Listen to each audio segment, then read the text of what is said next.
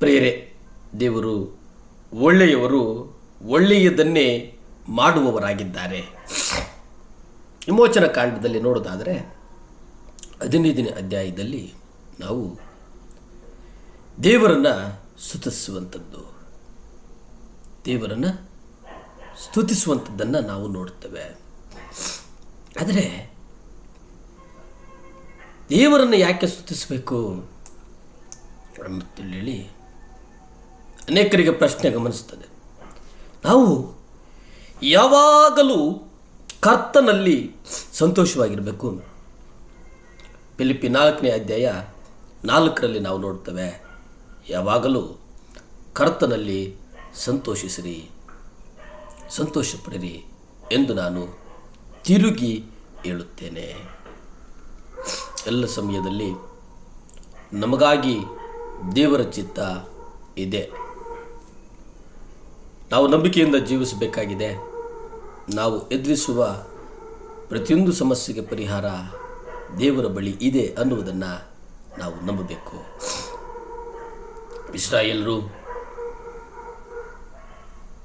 ಮೋಶೆಯ ಮುಂದೆ ಗೊಣಗುಟ್ಟಿದಾಗ ಯಾಕೆ ಗೊಣಗುಟ್ಟಿದ್ರು ಅಂತಂದರೆ, ನೀರು ಕಹಿಯಾಗಿದೆ ಎಂದು ಆತನು ಕರ್ತನಿಗೆ ಮೊರೆಯಿಡ್ತಾನೆ. ಕರ್ತನು ಅವನಿಗೆ ಹೇಳೋದೇನಪ್ಪ ಅಂತಂದರೆ, ಈ ಸಮಸ್ಯೆಗೆ ಪರಿಹಾರ ಇಲ್ಲೇ ಇದೆ, ನಿನ್ನ ಮುಂದೆಯೇ ಇದೆ. ಕರ್ತನು ಮೋಶೆಗೆ ಒಂದು ಮರವನ್ನು ತೋರಿಸ್ತಾನೆ. ಮೋಶೆ ಆ ಮರವನ್ನು ಕಡಿದು ನೀರಿನಲ್ಲಿ ಹಾಕಿದಾಗ ನೀರು ಸಿಹಿಯಾಗಿ ಮಾರ್ಪಡುತ್ತದೆ. ವಿಮೋಚನ ಕಾಂಡ 15ನೇ ಅಧ್ಯಾಯ 25 ನೀವು ನೋಡುವುದಾದರೆ, ಅವನು ಕರ್ತನಿಗೆ ಮೊರೆಯಿಟ್ಟನು. ಆಗ ಕರ್ತನು ಅವನಿಗೆ ಒಂದು ಮರವನ್ನು ತೋರಿಸಿದನು. ಅವನು ಅದನ್ನು ನೀರಿನಲ್ಲಿ ಹಾಕಿದಾಗ ನೀರು ಸಿಹಿಯಾಗಿ ಮಾಡಲ್ಪಟ್ಟಿತು. ಅಲ್ಲಿ ಆತನು ಅವರಿಗಾಗಿ ಒಂದು ನಿಯಮವನ್ನು, ಒಂದು ಶಾಸನವನ್ನು ಮಾಡಿ ಅಲ್ಲಿಯೇ ಅವರನ್ನು ಪರೀಕ್ಷಿಸಿದನು. ನಂಬಿಕೆಯಲ್ಲಿ ನಡೆಯುವುದೆಂದರೆ, ಯಾವ ಸಮಸ್ಯೆಯು ಈ ದಿನ ಇದ್ದಕ್ಕಿದ್ದಂತೆ ಕಾಣಿಸಿಕೊಂಡು ದೇವರನ್ನು ಆಶ್ಚರ್ಯಪಡಿಸೋದಕ್ಕಾಗೋದಿಲ್ಲ ಅನ್ನುವುದನ್ನು ನಾವು ನಂಬಬೇಕಾಗ್ತದೆ. ಅರಣ್ಯದಲ್ಲಿ ಆ ಮರನ ಯಾರು ನೆಟ್ಟರು? ಒಬ್ಬ ಮನುಷ್ಯನ ನೆಡ್ತಾನೋ ಅಥವಾ ದೇವರು ನೆಟ್ಟರೋ? ನಿಸ್ಸಂದೇಹವಾಗಿ ದೇವರೇ. ಮನುಷ್ಯರು ಅರಣ್ಯದಲ್ಲಿ ಮರಗಳನ್ನು ನೆಡೋಕ್ಕಾಗಲ್ಲ. ದೇವರು ಆ ಮರವನ್ನು ಮಾರಾ ಎಂಬ ಸ್ಥಳದಲ್ಲಿ ಬಹುಶಃ 100 ವರ್ಷಗಳ ಹಿಂದೆ ನೆಟ್ಟಿದ್ರೇನೋ. ಏಕೆಂದರೆ 100 ವರ್ಷಗಳ ನಂತರ ಅವರ ಮಕ್ಕಳು ಮಾರಕ್ಕೆ ಬರ್ತಾರೆ. ಆ ನೀರು ಕಹಿಯಾದ್ದನ್ನು ಕಂಡುಕೊಳ್ತಾರೆ ಎಂದು ದೇವರಿಗೆ ತಿಳಿದಿತ್ತು ಅನ್ನುವುದನ್ನು ನೀವು ಗ್ರಹಿಸಬೇಕಾಗಿದೆ. ಜೆಫನ್ಯ 3ನೇ ಅಧ್ಯಾಯ 17 ನೋಡೋದಾದರೆ, ನಿನ್ನ ದೇವರಾದ ಕರ್ತನು ನಿನ್ನ ಮಧ್ಯದಲ್ಲಿ ಪರಾಕ್ರಮಿಯಾಗಿದ್ದಾನೆ.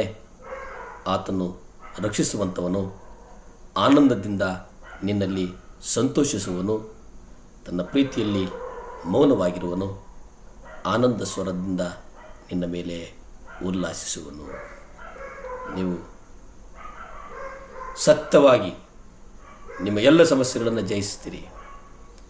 ನೀವು ಮುಂದೆ ಎಂದಿಗೂ ದೂರುವುದಿಲ್ಲ, ಗೊಣಗುಟ್ಟೋದಿಲ್ಲ, ನಿಮ್ಮ ಬಾಯಿಂದ ಕೋಪದ ನುಡಿಗಳು ಹೊರಡೋದಿಲ್ಲ.